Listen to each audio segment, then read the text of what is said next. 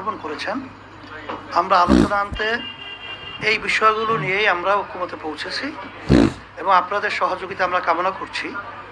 আমরা যেন সুন্দর একটা দেশ সামনে ভবিষ্যতে একাকার হয়ে আমরা গঠন করতে পারি, সেভাবে আপনাদের সহযোগিতা আন্তরিকতা এটাও আমরা চাচ্ছি।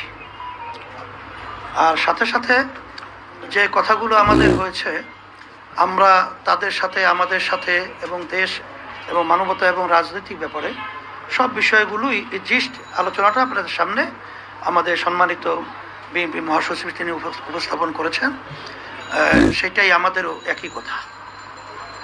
বিএনপি মহাসচিব বা বিএনপি দীর্ঘদিন ধরেই বলে আসছে সংস্কার শেষে দ্রুত নিরপেক্ষ নির্বাচনে নেবে। ইসলামী আন্দোলন বাংলাদেশ সেই দাবিটা আসলে কতটা? এটা আমরা আগে থেকেই বলেছি যে দ্রুত সময়, আমরা সেখানে শব্দটা ব্যবহার করেছি, খুব বেশি সময়টা না নিয়ে যৌক্তিক, সেই যৌক্তিক সময়টা আমরা বলেছি 1 থেকে 1.5 বছরের মধ্যে, এরকম একটা কথা আমরা বলেছি। আর 6 মাস তো প্রায় চলেই গেল, আর 1 বছরের মধ্যেই সুন্দর একটা জাতীয় নির্বাচনের ব্যবস্থা করবে, এটাই আসলে মূলত আমাদের কথা। Thank you.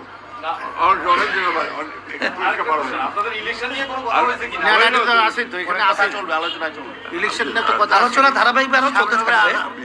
হ্যাঁ, ঠিক আছে, আলোচনা চলবে ইনশাআল্লাহ।